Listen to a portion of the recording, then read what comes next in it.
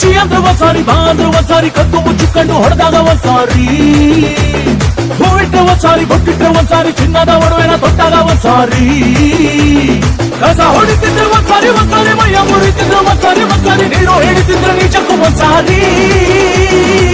ಬತ್ತವಲ್ಲ feelings ಬಂದು ಬಂದು ಮುಚ್ಚಾಕವೆ feelings.